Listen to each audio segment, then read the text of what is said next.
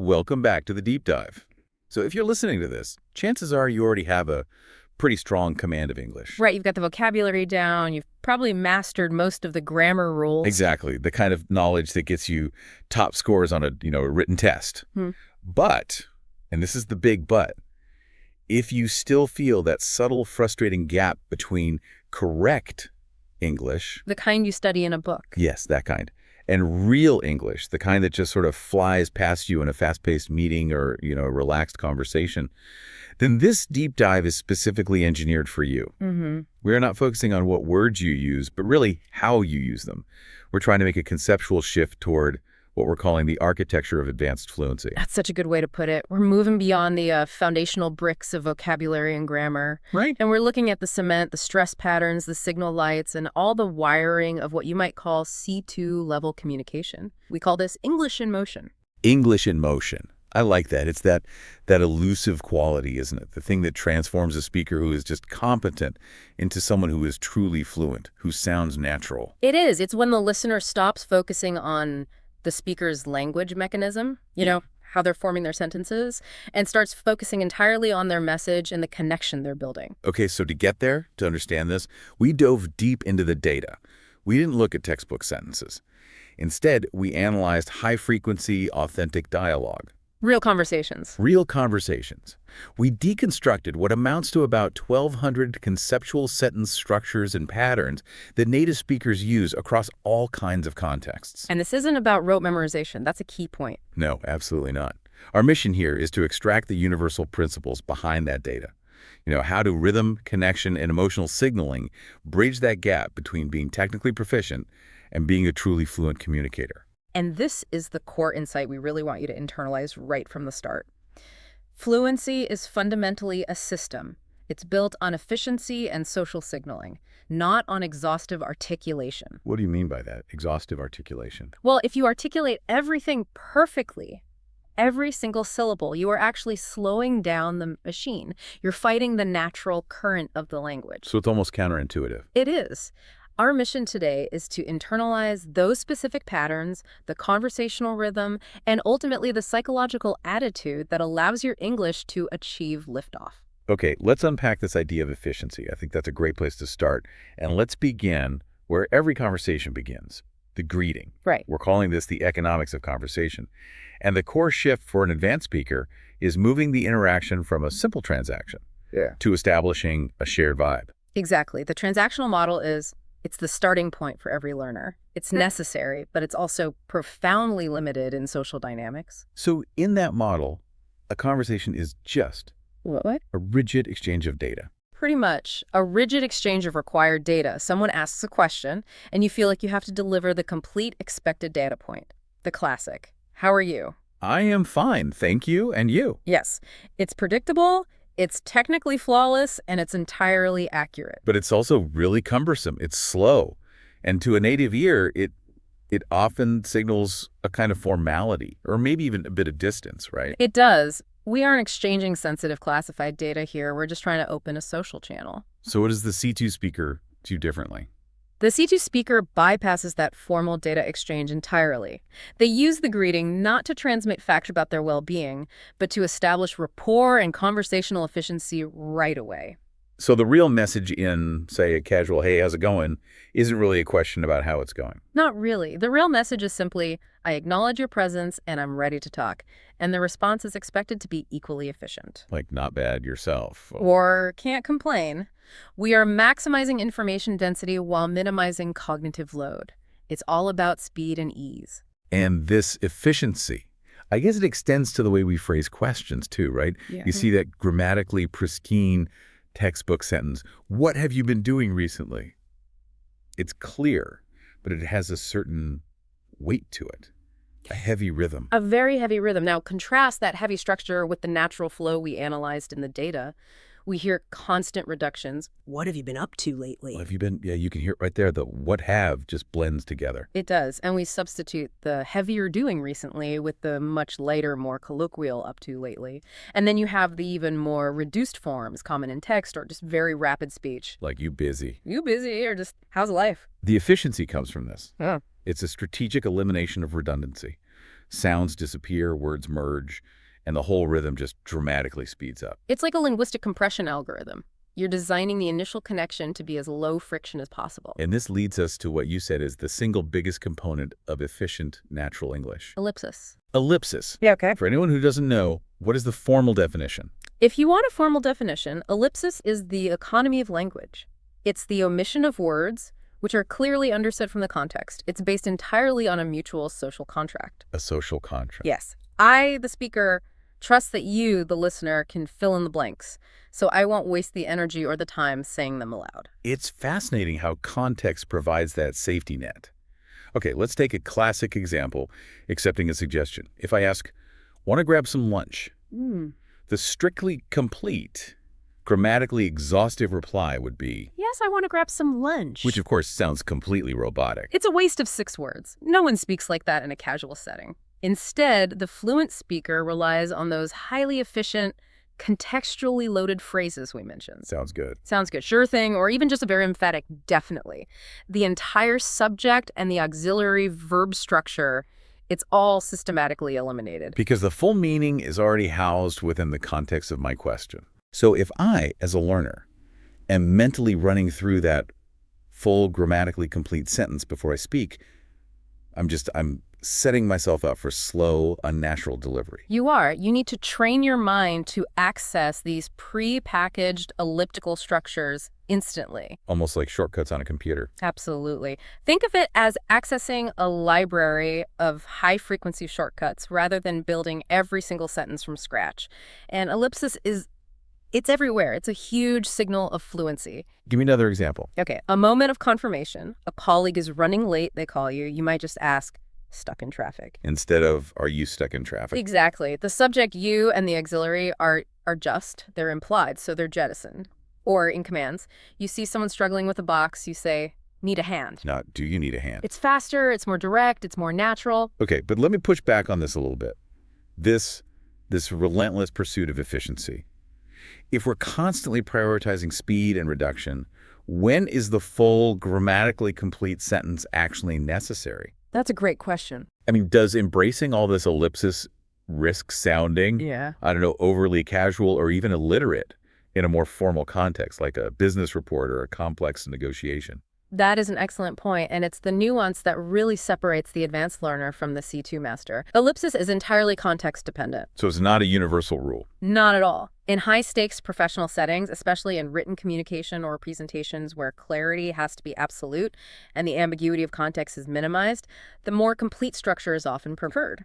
Okay, so saying sounds good to your CEO after they propose a critical business strategy might be a bit too casual. It might be acceptable, depending on your relationship, but writing sounds good in an email follow-up would almost certainly be seen as too casual. You'd want to write something like, that plan sounds solid. I see. So the full sentence serves as a flag. It signals formality, maybe some distance, and precision. Exactly, whereas ellipsis is the flag for familiarity, proximity, and efficiency. It's a social tool. Precisely. If you use the full formal structure in a highly casual setting, like with friends, you might signal a lack of ease or maybe an unwillingness to engage intimately. And the reverse is true, too. Absolutely. If you use highly reduced forms in a very formal setting, you signal a lack of respect for the context or professionalism. So ellipsis, it isn't just about saving your breath. It's a sophisticated social tool for setting the appropriate relationship tone. It confirms that you're comfortable operating at the speed of native conversation. Okay, I think that clarifies the economics of it perfectly. Yeah. The choice to reduce or to expand, it's a strategic social decision. It's not a grammatical one. You've got it.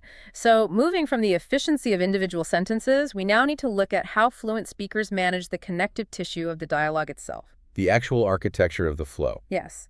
And this brings us to discourse markers. Right. These are the phrases that they fill our conversations, yet they often carry zero dictionary definition weight. Actually, basically, the thing is, I mean, the list goes on. And you're right, if you remove them, the facts of the sentence remain intact. So what are they doing there? The key insight here is that they don't primarily serve a semantic function. That is, the factual meaning. They serve a pragmatic function. Pragmatics? What do you mean by that? They are tools for meta-communication. They signal what the speaker is doing with the language or how they want the listener to process the upcoming information. Ah, so they're like conversational signposts. Perfect analogy. If I start a sentence with "so," I'm signaling that a conclusion or a summary is coming. Right. And if you use "well," I'm buying a few milliseconds of thinking time. Or maybe signaling a slight disagreement is coming. exactly. And if I say, you know, I'm sort of testing for shared common ground or checking that you're still with me.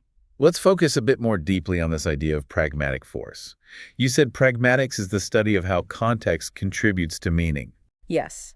And discourse markers are the perfect example of how language is used to achieve social goals, like persuasion, negotiation, or simply maintaining politeness. And I think we initially might have simplified their role as just softening the blow, but it's way more complex than that. It is. Let's take the difference between two common markers used to explain a refusal or a difficult stance. Okay. Consider the difference between using "the thing is" and "to be honest." Okay, interesting.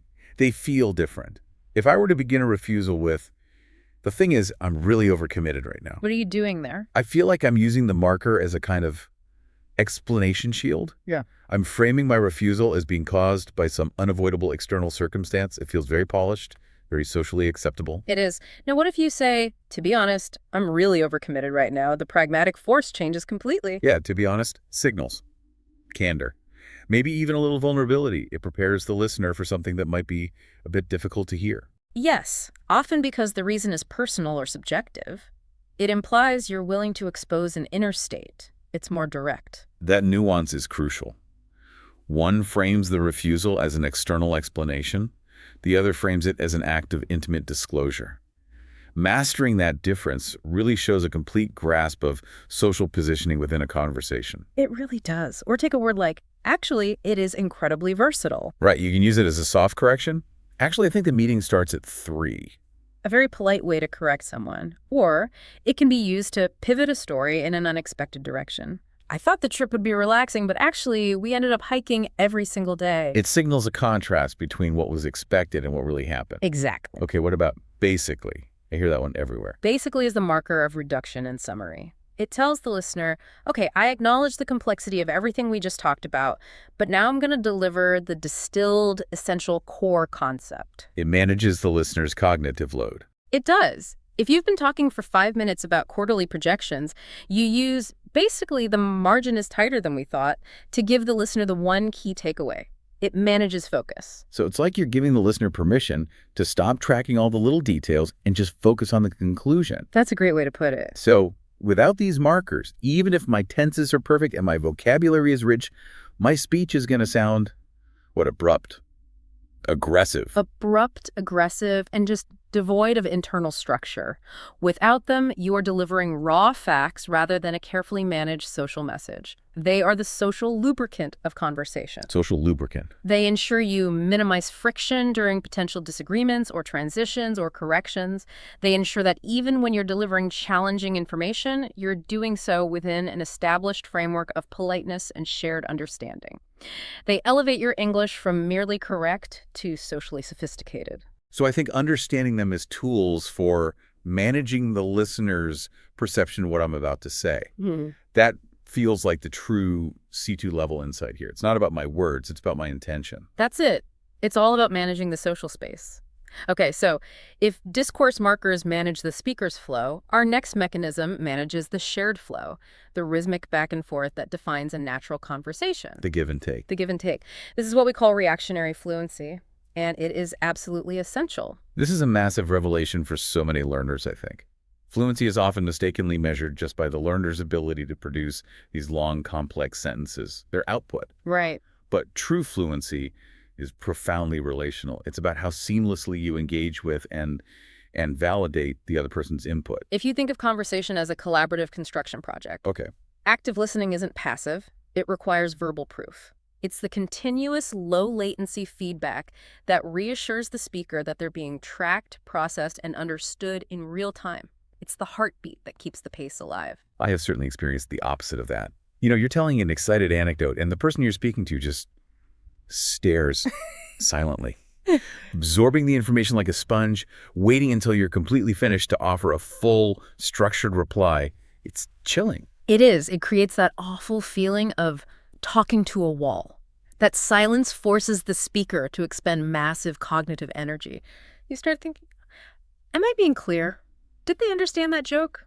Should I stop talking? Yeah, you start second-guessing yourself. By not reacting, you introduce doubt and you slow the entire dynamic down. The speaker is suddenly carrying the entire conversational load on their own. I remember one time I was telling a story about this really complicated travel delay to a non-native speaker. He had impeccable grammar, just flawless. But he listened silently, completely expressionless, until I was totally done. When I finally finished, he responded perfectly. He said, "That sounds like a very unfortunate situation involving multiple logistical failures." Oh. And while it was grammatically perfect, the clinical response made me feel like I had just delivered a report, not shared an experience. I felt completely invalidated during the entire telling of the story. That perfectly illustrates the failure of reactionary fluency. The goal isn't just to analyze the incoming data for its meaning. It's to provide immediate emotional and cognitive markers that signal, I'm with you, keep going. And this is accomplished through that dense cluster of immediate interjections and quick acknowledgement. Yes, these are the tools. Okay, so let's categorize some of these tools. These are the ultra-short forms of acknowledgement that keep that conversational rhythm alive. First, we have agreement and affirmation. Things like, totally, exactly, for sure, or you got it. These confirm a shared belief, and they encourage the speaker to just keep going on their current line of thought. Then you have surprise and emotional response. No way. Are you serious? You're kidding me. These are vital for high-energy stories. They instantly reward the speaker for sharing something interesting or unexpected. It's like a little jolt of energy. It is. And finally, you have what we could call cognitive processing checks. Okay, like what? Things like, that makes sense. Oh, I see. Or a quick, right. These signal intellectual alignment that you've grasped a difficult concept or a clarification has been successful. They confirm the successful transmission of difficult data. And what's crucial here is the timing. It has to be immediate. Oh, absolutely. If I tell you I just quit my job and you wait 10 seconds to say, I am surprised, the emotional moment has just, it's passed. It's gone. It's completely gone. But if you immediately gasp and say, no way, what happened? You validated the importance of my news in that precise moment. And these interjections also facilitate speed and seamless transition. They prevent those awkward conversational gaps. Right. When a speaker throws in a quick totally, they aren't trying to take over the conversation. They are acting as a conversational lubricant, allowing the flow to continue uninterrupted and giving the original speaker permission to keep going. It's all about operating at the same conversational speed as a native speaker. You're prioritizing rhythm over sitting in extended silence while you formulate the perfect response. Exactly. So we need to train ourselves not just to listen for the facts in what someone is saying, but to listen for the opportunities to react and keep that pulse going. Fluency is a team sport. And validation is your contribution to the team. I like that. So we've addressed efficiency and omission with ellipsis and efficiency and signaling with discourse markers. Now we have to tackle the internal operating system of spoken English itself. The music. The music, the rhythm, and the sound structure. This is the domain of prosody and intonation. This is often the hidden barrier, isn't it? Yeah. Many learners, especially if their native language is what's called syllable timed. Where every syllable takes roughly the same amount of time to pronounce, like Spanish or French. Right. They approach English the same way. And the result is speech that, while it might be perfectly clear, it sounds rhythmically flat, monotonous even. But English is fundamentally a stress-timed language. This is a critical distinction. It means the time between the major stressed syllables tends to be consistent, regardless of how many unstressed syllables are crammed into that gap. And that forces a dramatic compression and reduction of the less important words. It's the language's natural internal engine demanding efficiency. If you try to give equal weight and time to every single syllable, you are fighting against the flow. And that struggle is what makes speech sound deliberate and heavy. So this leads us right back to that crucial process of reducing function words. Yes, function words. Articles like and the, prepositions like to and of, conjunctions, auxiliary verbs. They're the structural glue. They're not the meaning carriers. Therefore, they have to be compressed. Okay, let's use the classic example from the source materials, but I want to break it down syllable by syllable to really understand the physical mechanism here. The full sentence, I want to go to the store. Okay, if you pronounce that perfectly as if reading from a page, that's 7 distinct words. But in spoken English, the stresses land almost entirely on the main verb and the noun. Want, go, soar. Exactly. Everything else is sacrificed to maintain that rhythm. So the prepositions to and the article the get flattened. The auxiliary want to blends together. And we end up with, I want to go to the store. The key point is that the first two isn't pronounced with a clear oo sound. It collapses into the ubiquitous, indistinct schwa sound. The schwa. Okay, let's talk about that for a second. We have to. This brings us to one of the most important phonological insights for C2 mastery, the schwa sound. It's symbolized phonetically as an inverted E. It is estimated to be the single most frequent vowel sound in the entire English language. Wow. It represents almost any vowel that is unstressed and reduced. If you struggle with the rhythm of English, you are almost certainly failing to use the schwa enough. Okay, let's provide a few more examples of this compression, because one isn't enough to really get how universal it is. Where else does the schwa surface? It's everywhere. Take prepositions. If you say, she's from the city, the from is reduced. It sounds more like from. Or the classic, a cup of coffee. Where of becomes v, or sometimes just a cup of coffee. A cup of coffee. Even articles are subject to it. Give me a book. The A is not pronounced E like the letter. It's the schwa. And auxiliary verbs, too. This is a big one. A huge one. Think of asking, where are you going?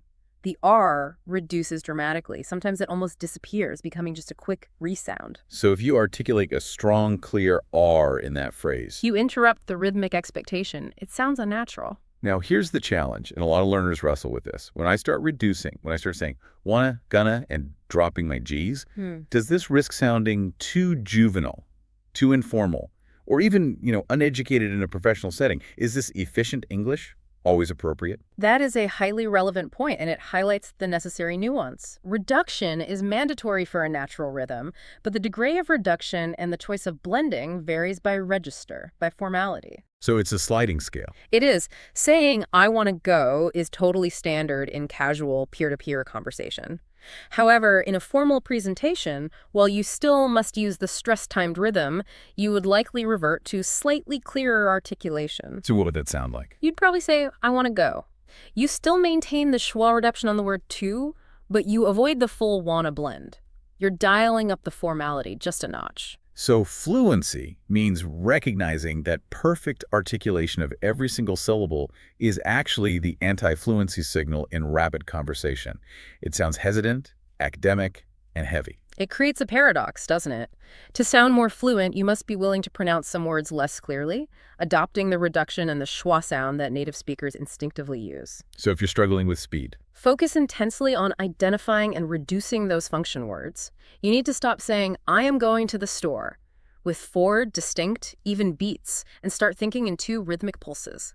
Going to the store. It's about recognizing that we're prioritizing rhythm and speed, the hallmarks of conversational skill over technical syllable-by-syllable clarity, which is more the hallmark of reading a written text aloud. That's the perfect way to frame it. Okay, we've covered the technical architecture of flow. Now we have to transition to the psychological and interpersonal dimension. Advanced language mastery is inseparable from emotional intelligence and psychological resilience. Emotional fluency. Emotional fluency. Language is perhaps our most potent psychological tool for building rapport. And advanced speakers use specific, almost automated phrases, not just to exchange information, but to transmit empathy, shared feeling, and immediate social support. The quick deployment of phrases of empathy and encouragement is a massive marker of advanced fluency. You don't have time to construct a complex sentence expressing solidarity from scratch. No. You need to instantly access phrases like, I know what you mean, that must be rough, or you've got this. These are functional units of social bonding. I know what you mean. Such a powerful one. It's like a linguistic bridge of immediate solidarity. It is. It instantly shifts the conversation from a purely informative exchange to a shared emotional space. It tells the speaker, your experience is valid, and I recognize it. And this ties directly into a concept that's critical for all learners, managing the affective filter. Right, the affective filter. This is that internal anxiety or stress barrier. Exactly. When it's high, it chokes your linguistic output and input. It causes freezing and reliance on translation from your native language. We've all been there. Yeah. You make a mistake, you feel embarrassed, you freeze up, and suddenly all the grammar you've ever learned just vanishes into thin air. It does. And the ability to manage this anxiety, both in yourself and in your listener, is pure C2 skill. So how does an emotionally fluent speaker do that? An emotionally fluent speaker proactively uses language to lower that anxiety barrier. When an awkward moment or a mistake occurs, they don't let the tension linger. They immediately deploy linguistic reset buttons. Reset buttons, I like that. What are some examples? Phrases like, "No worries, it happens," or "Don't sweat it," they are invaluable. No worries is a masterpiece of efficient emotional language, isn't it? It really is. It communicates acceptance, forgiveness, and encouragement to just keep going, all in 2 words. It stops that anxiety spiral from gaining traction, and it ensures the flow continues, which, as we've said, is always the priority. Furthermore, true fluency requires moving past that constant intermediate step of translation. The ultimate goal is thinking in English. This means the stimulus, what you see, hear, or feel, bypasses your native language completely. Yes. So if I walk outside and see a heavy downpour, I don't first think of the visual in, say, Spanish, formulate a Spanish sentence, and then translate that back to English as, "It is raining heavily." Instead, that visual stimulus should directly elicit the English conceptual patterns you've internalized. It's pouring out there. Or it's bucketing round. You are responding at the speed of thought using the idiomatic natural expression, and that demonstrates you have fully internalized these situational patterns. And finally, let's talk about resilience. Because no matter how advanced you are going to forget a word under pressure. What do you do when the perfect noun just evaporates from your brain? You utilize circumlocution. Circumlocution. It's the strategic ability to talk around the missing word. The fluent speaker doesn't stop. They don't switch languages. They maintain the flow by describing the concept until the listener grasps it. So they deploy these practical, descriptive phrases that buy them time and maintain confidence. Yes, like, it's the thing you use for slicing vegetables if you forget the word knife. Or it's similar to a car, but it runs on electricity, if you can't think of EV or electric vehicle. This is a major hallmark of C2 resilience. It proves that you prioritize connection and continuity over finding the single specific vocabulary item. The momentary failure of memory doesn't lead to a conversational breakdown because your structural and emotional fluency compensate instantly. You pivot from searching for the word to describing the function, and the conversation just keeps going. That shows true mastery. I think the key takeaway from this whole section is that emotional control and social signaling are just as much a part of the language system as verb conjugations are. They absolutely are. They're not extra, they're core. So we've spent a lot of time on the micromechanisms, the reduction, the markers, the validation. Now we need to zoom out to the macro architecture. The structure of extended, coherent thought. Exactly. Fluent speakers understand that a conversation isn't just a random string of sentences. It's a predictable structural framework. And this is where we bring back those 1,200 conceptual sentence structures we mentioned in the intro. We didn't ask you to memorize them. We used them to derive the underlying blueprint. And what we found is that complex, developed opinions and explanations usually adhere to a similar 4-part mental map. A 4-part map. Okay. We discovered that the difference between a simple transactional statement and a developed, persuasive argument often lies in mastering this sequence. This mental framework handles the overall shape of a complex contribution. And that shape is start, explain, add, conclude. Start, explain, add, conclude. Start, explain, add, conclude. This framework forces the speaker to provide context, supporting details, nuance, and closure. It moves them far beyond that beginner-level transactional communication. So let's walk through the initial illustrative example, applying this structure to the topic of learning itself. Okay, we begin with the start. This is the thesis, or the overall opening statement. It's often broad, and it sets the tone. Honestly, learning English is a journey. The speaker signals honesty with honestly, and defines the subject as a long-term process, a journey. Then you have to explain that opening statement. You dive into the initial context or the complexity. At first, it's a struggle with grammar and conjugation. This provides the tangible detail that supports that journey metaphor. It gives it substance. Next, you add nuance or a contrasting viewpoint, often introduced by a pivot marker to signal complexity. This prevents the thought from just being one-dimensional. But on top of that, it's immensely rewarding because you connect with new people. So this introduces the positive side, balancing out the struggle. And finally, you conclude with the ultimate summary or the takeaway. In the end, it's fundamentally about connection, not just correctness. This brings the entire thought full circle, defining the ultimate purpose of that rewarding struggle and providing structural closure. The power of this blueprint is that the underlying structure thesis, detail 1, detail 2 are a contrast, and a summary that stays constant. It does. The vocabulary within it can change infinitely. This is what C2 fluency looks like, mastering the architectural plan. Okay, let's apply this blueprint to a different, more practical scenario. Imagine you're asked in an interview setting to give constructive feedback to a coworker who has done a great job overall, but they missed one key deadline. How does this structure guide a fluent response? Excellent example. The rigid basic response might be, you missed the deadline. That was bad. Which is not going to go over well. Not at all.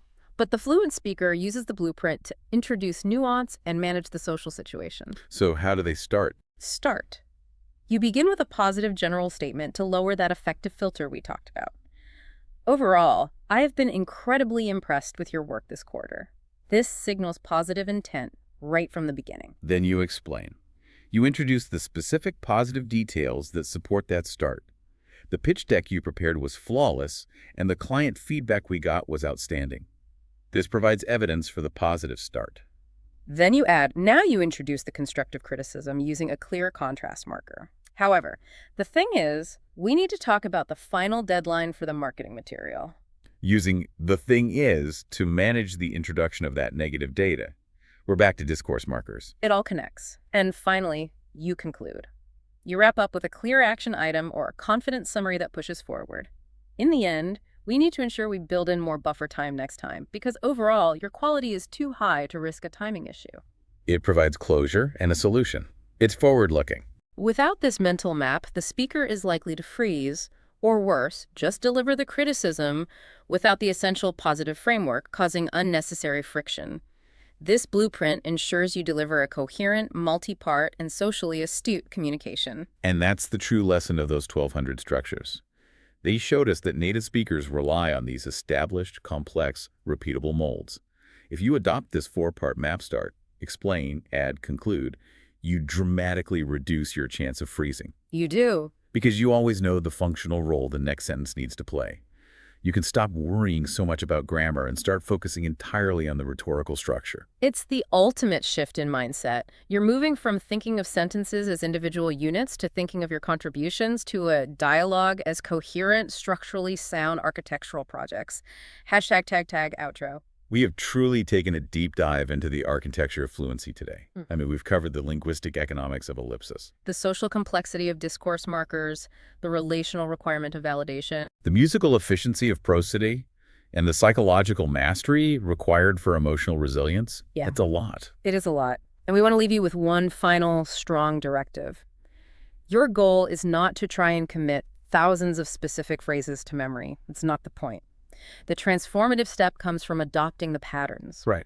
internalizing the dynamic rhythm, and embracing the confident attitude that prioritizes successful, efficient connection above everything else. That confidence, as we discussed, it's really a self-fulfilling prophecy, isn't it? Completely. When you choose to use reduction, when you signal the flow with markers, when you use immediate validation, you are already acting fluent. And by acting fluent, you're using the language mechanisms efficiently, which dramatically lowers your affective filter and allows your natural ability to just shine through. Okay, so building on that tension we discussed between technical skill and psychological willingness, especially when we talked about the efficiency of linguistic reduction, like saying, we want to leave you with a final thought to mull over as you move forward. If conversational speed and linguistic efficiency are achieved by, in some ways, technically reducing clarity and simplifying grammar, how much of perceived fluency is purely technical analytical skill? And how much is simply the psychological willingness to let go of the pressure of perfection? To embrace imperfection in favor of that rhythmic, efficient, and genuine connection with the person who's listening to you. It's a deep question. It's a profound question about the balance between technical mastery and psychological freedom. Keep that thought close as you continue to move your English forward. Thank you for joining us on this deep dive into the blueprint of advanced fluency. Keep your English in motion, everyone. Oh. Welcome back to the deep dive, where we take you beyond the curriculum and really into the mechanics of mastery. Today, we are not interested in how many words you can memorize or, whether you passed your last grammar test. No, not at all. We are talking about something far more potent, moving from merely speaking a language to mastering communication, flow, and soft persuasion. And our mission today is, I think, really laser focused. We're doing a sophisticated analysis of these advanced communication skills. Right. We're looking at the mechanics of speed, the hidden architecture of a good story, and the psychological performance required to truly connect with people. So we want to give you the blueprint. Exactly. Mm. A blueprint for a level of fluency that feels truly effortless, something that moves you past just, functional language used toward real linguistic control. And our sources for this, they draw from some fascinating fields, psycholinguistics, rhetoric, high-level business communication, and they lay out a really clear roadmap. They do. They call this advanced skill set the integration of cognitive fluency, storytelling, and soft persuasion. I love that phrasing. Me too. It means we're escalating your conversational ability from just making a statement to controlling the entire flow of the interaction, to influencing the room. It's the profound difference, isn't it? The difference between speaking correctly, which is just, avoiding grammatical errors. Yeah, the textbook stuff. The textbook stuff. And speaking effectively. And that means ensuring your ideas land with impact, with immediacy, and with emotional resonance. Okay, so let's unpack this immediately. I want to start with the engine that powers everything else. Speed. We're diving right into our foundational concept, which the sources identify as the true measure of speed in advanced communication. It's called cognitive fluency. Right. And when we define cognitive fluency, what we're really talking about is the velocity and the ease with which your brain processes information, finds the right linguistic tool, and then articulates the response. The velocity, I like that. It is. The core goal, the single objective the sources keep coming back to, is closing that tiny infinitesimal gap. Oh, that pause. That pause. The space between having a thought or a concept in your mind and actually articulating the language for it. And what's fascinating here, and what really struck me in the material, is that the key principle for achieving this speed, it isn't about brute force memorization. No, not at all. The material strongly emphasizes a complete cognitive shift. It demands that you start thinking in ideas, not words. That is the pivotal barrier. That's the wall between intermediate and mastery. Right. If you are translating internally, Which we all do. we all do it, you process the idea in your native language first, then you search for the equivalent, and then you speak the target language. But in doing that, you're creating an unnecessary internal delay. A delay. We call that delay latency. Yeah. And latency is the primary enemy of fluency. The enemy of fluency. Why is it so bad? I mean, in a professional setting or a fast-paced debate, In those settings, every fraction of a second you lose to that internal translation is a moment of lost influence. It's a lost opportunity to connect or persuade. I understand that abstractly, but I think for you, listening, we need to grasp the practical, measurable impact of latency. What does that cognitive drag actually feel like? To the speaker, but also to the person listening. For the speaker, it registers as cognitive load. It feels like you're fighting through this mental fog. You're constantly searching, you're second-guessing. Stressful. Very. And for the listener, latency registers subconsciously as hesitancy or a lack of confidence. And that's true even if the words that eventually come out are perfectly correct. So it's a perception thing. It's entirely a perception thing. When the sources discuss latency, they're talking about the neurological pathway. We want to bypass the native language intermediary. The goal is to create a direct, instantaneous link from the abstract concept straight to the English expression. Okay, the sources gave this beautiful, really illustrative example of this. It was something visceral, the sunset analogy. Oh, that's a great one. So if two people are standing there, they're looking at this powerful, vivid, just breathtaking natural event. What does the functional difference look like between the person operating with high latency and the person with true cognitive fluency? Okay, let's track the high latency pathway first. The person with that linguistic lag, they process the visual beauty, right? Yeah. The colors, the light, The whole feeling. and the complex emotional reaction that comes with it, awe, magnificence, but they process it in their first language, their L1. Right. They internally formulate a perfect sentence in that L1. Then they initiate a search. Their brain is basically asking, what is the English equivalent of this precise L1 description? The translation step. The translation step. And then maybe a full second or two later, they offer the English word, and it's often something simple, like, it's nice. And the moment's gone. The moment is gone. By that point, that high-energy moment of shared appreciation has usually passed, or, someone else has already jumped in and dominated the interaction. But the truly fluent speaker, They've completely shortcut that whole process. They achieve immediate, zero latency association. The sources are very clear on this. In this state, the sensory input, the colors, the light, and the emotional concept, the awe, the vividness, it all bypasses any internal L1 monologue. So there's no translation. None. The brain instantly offers up the appropriate linguistic tool that's associated directly with the idea. So they say, breathtaking, or what a vivid sky, or maybe an idiom like, the sky is on fire. I love that. The sky is on fire. There is no intermediate step of translation. The concept is instantly associated with the English expression required to express it. The goal is the absolute elimination of the middleman. What's so fascinating there is that the cognitive difference translates directly into a social difference. Absolutely. The person without latency is fully present, they're responding instantaneously, and because of that, they're perceived as more engaged, more charismatic. Absolutely. The mechanics of the language become subconscious. That allows your conscious mind to focus entirely on the emotional and the social dimension of the interaction.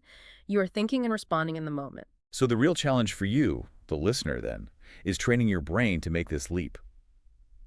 How do you silence that internal L1 voice? Aha! It feels extraordinarily difficult because that L1 voice is just so fast. It's incredibly fast. I can imagine. It's almost like trying to stop an involuntary reflex. When I see something striking, my first internal dialogue is always in my native language, no matter how much English I speak professionally. So, is the implication here that we have to constantly strive to push that native language voice completely out of the cognitive process? Not necessarily eliminate it entirely, but subordinate it. You have to teach your brain that when the conversation is in English, the working memory language is English. Create a cognitive firewall. That's a great way to put it. A cognitive firewall. The sources suggest this training involves massive context-specific input and output, so not studying isolated vocabulary lists. No more flashcards. No more flashcards.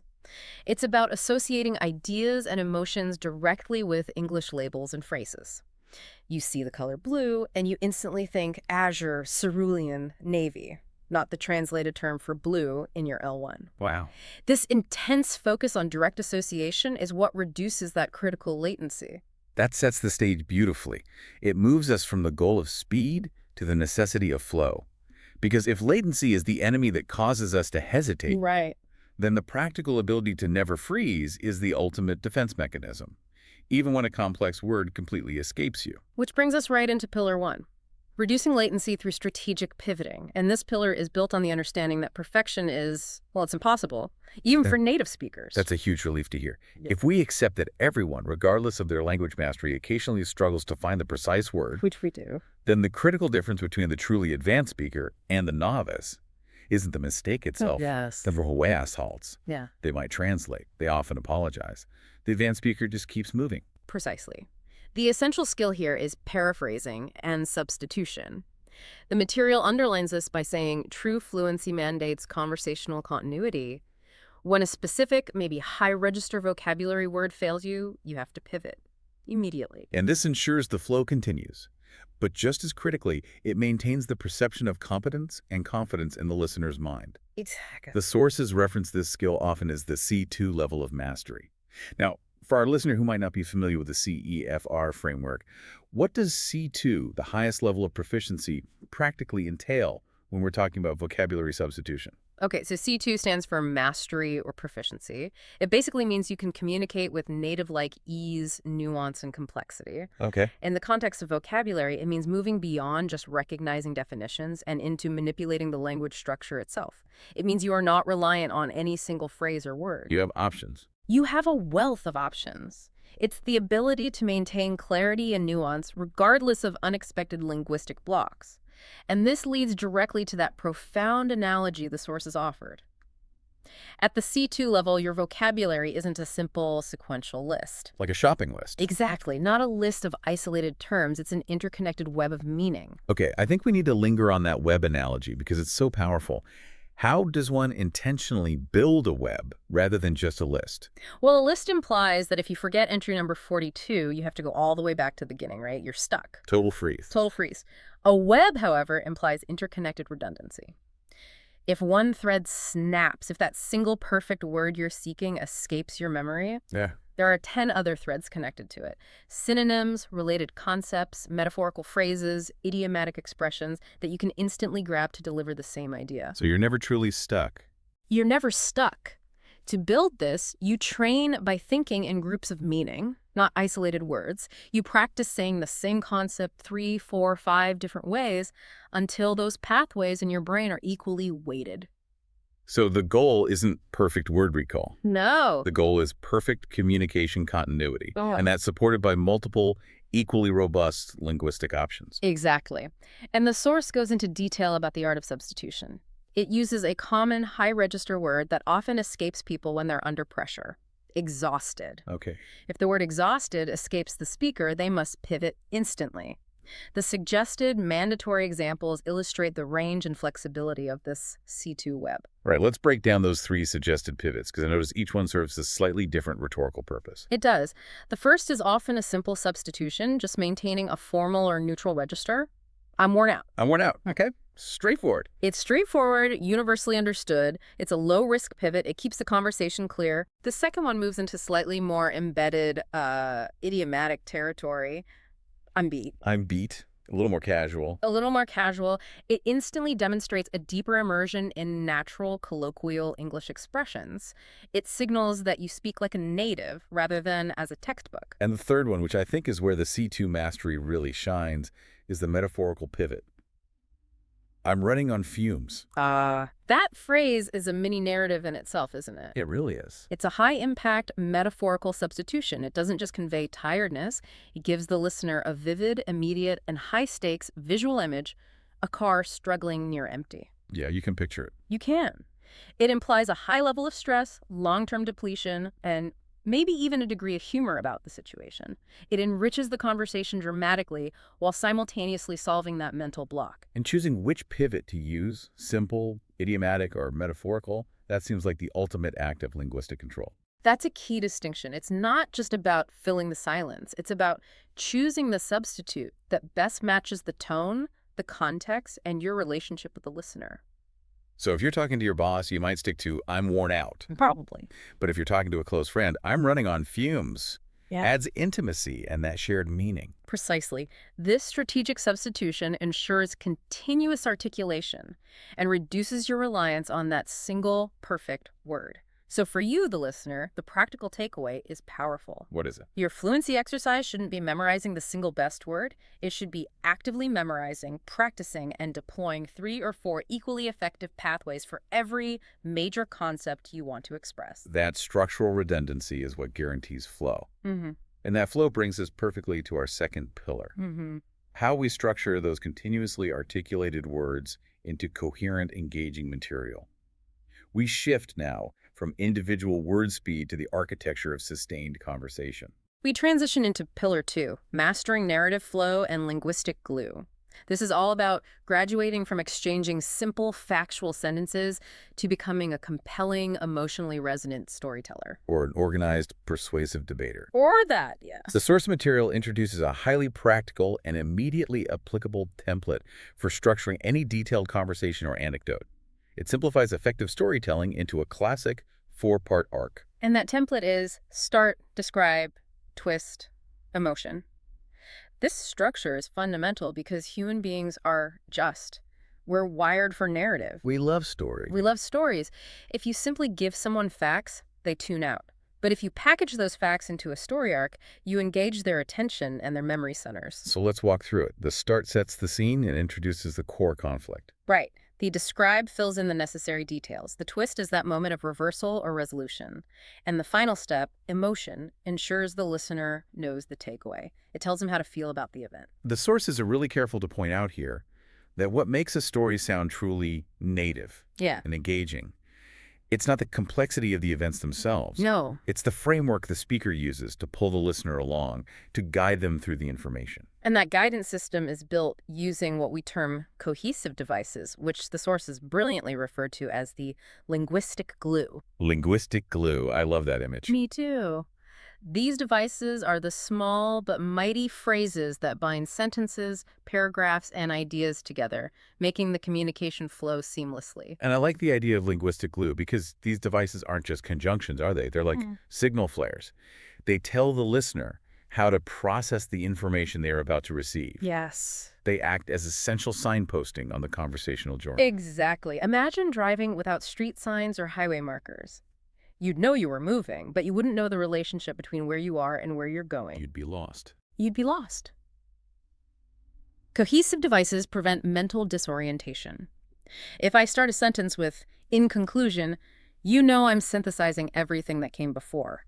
If I use, "despite this fact," you are immediately primed for a contrast or a contradiction. Okay, let's review those specific examples of structural signposts the sources highlighted. First of all, as a result, and on the other hand. These manage expectations perfectly. First of all, manages sequence and hierarchy. You know a numbered or structured list is coming. Right. As a result, manages causality. You know the information following is directly linked to a previous action. And on the other hand, manages dialectics or contrast. You know the speaker is about to offer a counter-argument or a mitigating viewpoint. They remove the guesswork for the listener. And the most sophisticated use of this glue, according to the sources, is what they call the power of guiding emotion. Yes. Selecting words that tell the listener how to react before the main content is even delivered. This is the move from basic information sharing to rhetorical control. When you guide the emotion, you're essentially pre-processing the event for the listener. And the source material provided a perfect stark comparison here. The robotic versus fluent speech. Exactly. Pitting robotic, purely factual speech against truly fluent, emotionally controlled narrative. And the robotic example was brutally direct. It was, I was late, I lost my keys, I found them. Just 3 disconnected facts. It's grammatically sound, but it's emotionally vacant. Nothing there. Nothing. There's no urgency, no self-awareness, no shared context. It's raw data delivered without any effort to bind the concepts or explain their emotional weight. The listener has to do all the work to construct the meaning. But the fluent example, that transforms the exact same set of facts into a shared, relatable moment. It does. The thing is, I was running late because I couldn't find my keys. Then, ironically, I realized they were in my pocket the whole time. The transformation is achieved entirely by that linguistic glue. Consider the subtle power of "the thing is." Yeah, that little phrase. It's a classic conversation opener that immediately signals, stop, listen up. The next statement is the core issue or context you need to prioritize. It flags importance.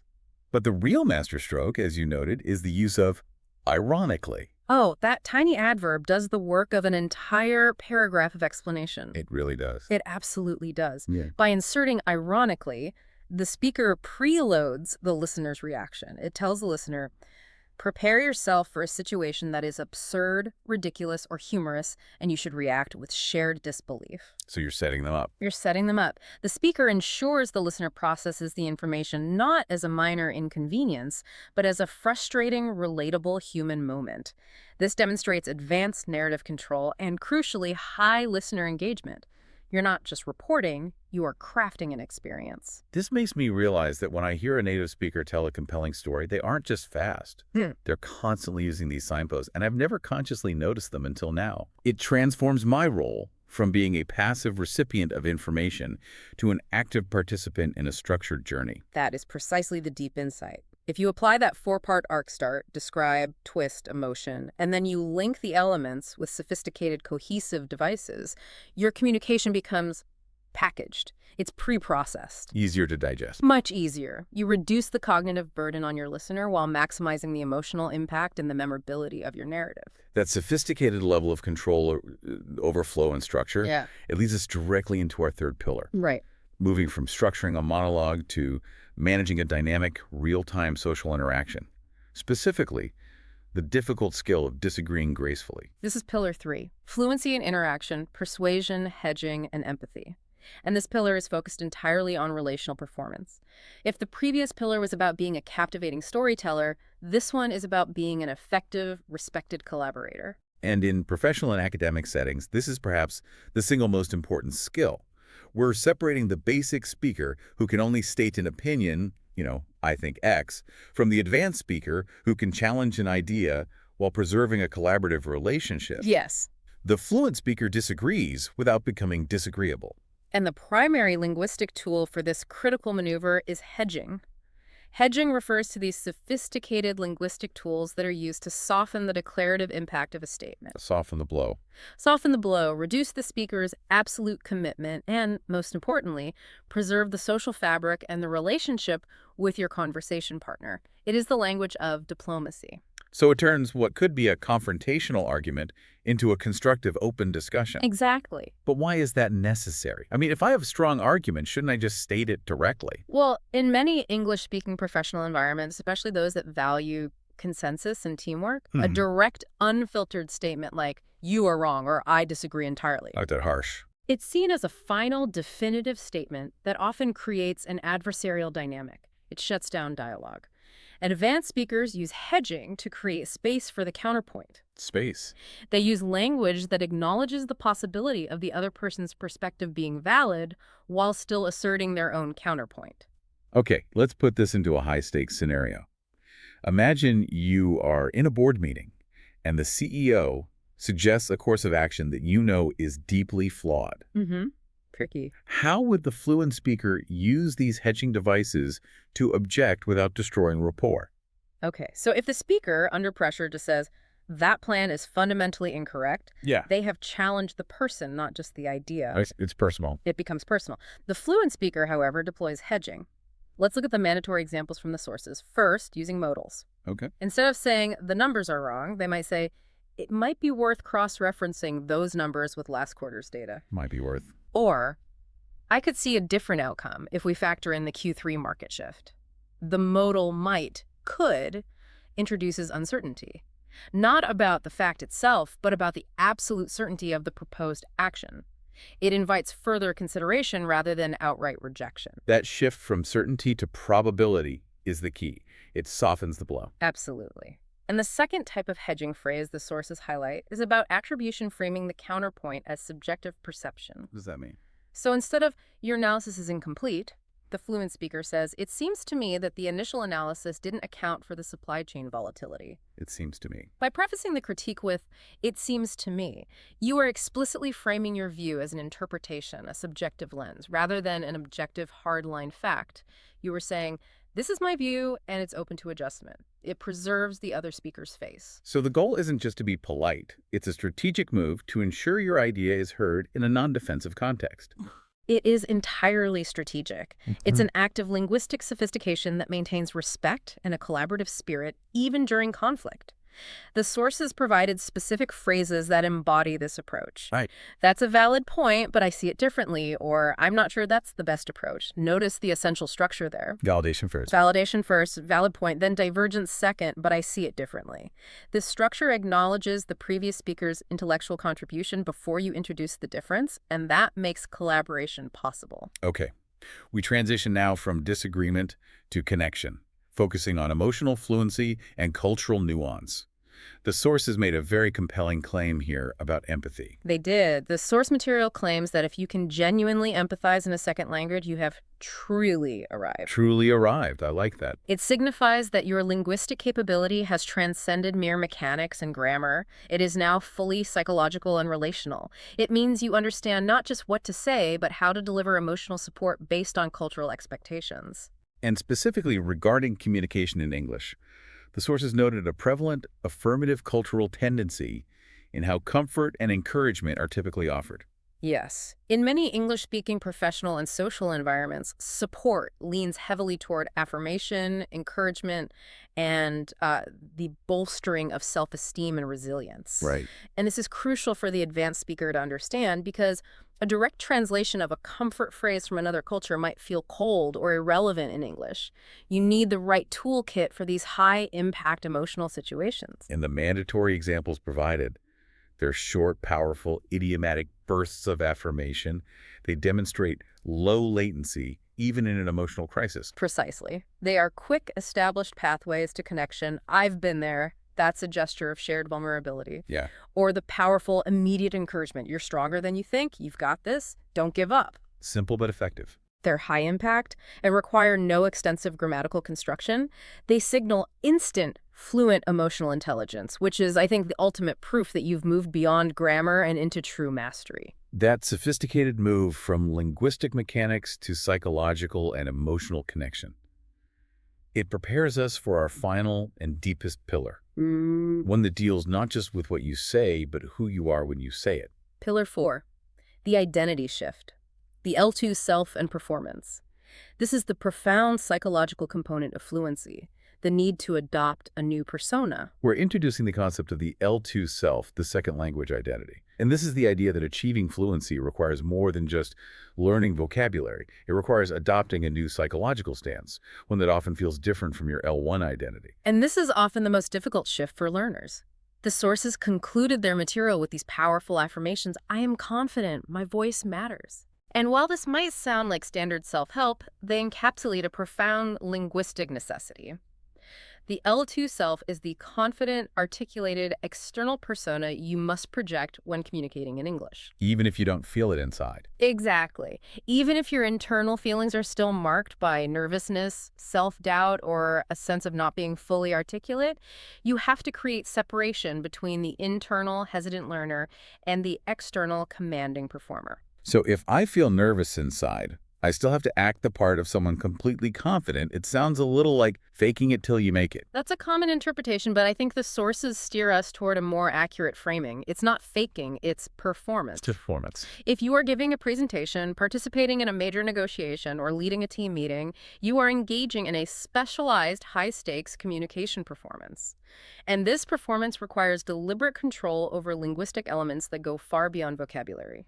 The listener expects to hear authority, and if the L2 self doesn't project it, the message loses its impact. This moves us into the physical dimension of communication then. What are these critical non-lexical performance tools that allow the fluent speaker to command attention? The sources explicitly identify 3 key linguistic tools that the L2 self uses to project authority and control: stress, pitch, and silence. Stress, pitch, and silence. These are paralinguistic elements. They convey meaning and emotional weight far exceeding the dictionary definition of the words themselves. They are the tools of the performer. Okay, let's break down the mechanics of stress first. We often overlook how simple emphasis changes everything. Stress refers to where you place vocal emphasis or force in a sentence. Controlling stress is controlling nuance and focus. Consider the phrase, I bought the ticket for my wife. Okay. If you stress the final word, I bought the ticket for my wife, you are focusing the listener's attention on the recipient. As opposed to someone else. Right. But if you shift the stress to the verb, I bought the ticket for my wife, you're emphasizing the action, perhaps in contrast to someone who merely offered to buy it. A fluent speaker uses stress intentionally to highlight the most important idea in a given moment, eliminating ambiguity. And pitch. How does intonation shift authority or emotional connection? Pitch controls the emotional register and clarity. A slight rise in pitch at the end of a statement often signals questioning or uncertainty. Like a question. Like a question. Conversely, a lower, steadier pitch signals gravity, seriousness, or authority. Imagine a politician delivering a critical policy statement. They drop their pitch to convey weight. I hear that. If your voice lacks pitch variation, your message sounds monotone and unengaging, regardless of the perfect grammar. Pitch is essential for conveying the appropriate emotional framework for the L2 self. Okay, finally, we arrive at silence.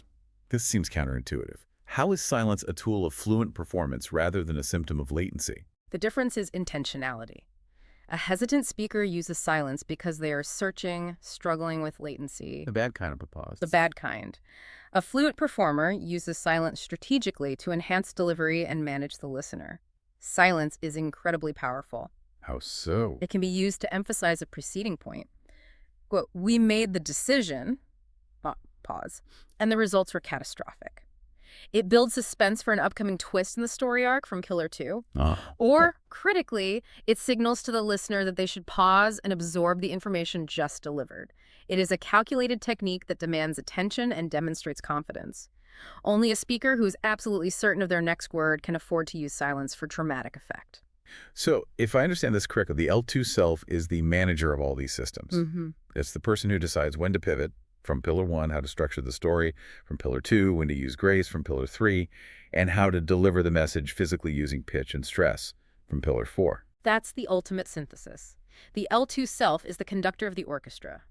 It understands that fluency is not about perfection, It's about connection. That's the quote.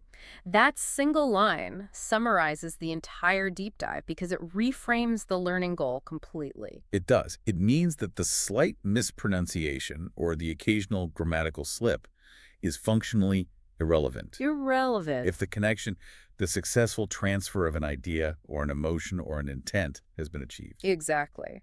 Whether you are successfully debating a nuanced economic point, telling a hilarious anecdote, or offering genuine emotional support, the ultimate linguistic objective is bridging that gap between two minds.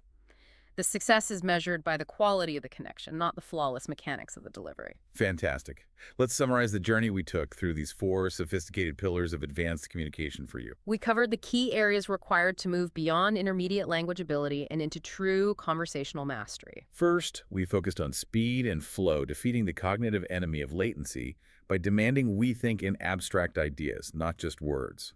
And utilizing strategic pivoting and substitution when vocabulary fails, treating our word knowledge as a robust, interconnected web. Second, we analyze structure and cohesion, learning to master the start, describe, twist, emotion template. And deploying that linguistic glue and cohesive devices like the thing is, or ironically, to signpost the narrative path and proactively guide the listener's emotional response. Third, we delved into presence and interaction, recognizing that true fluency means navigating complex social dynamics through soft persuasion or hedging. Using phrases like, "it seems to me," to disagree gracefully and preserve collaboration, alongside mastering high-impact affirmative emotional fluency. And finally, we discussed the critical shift in identity adopting the L2 self and treating communication as a high-stakes performance. Utilizing paralinguistic tools like stress, pitch, and silence to command the room. This complete mindset shift moves far beyond that antiquated notion that fluency is simply having a list of words or sentences memorized. It's an act of psychological repositioning. It truly is. This has been an intensely sophisticated look at the psychology and engineering behind high-level communication.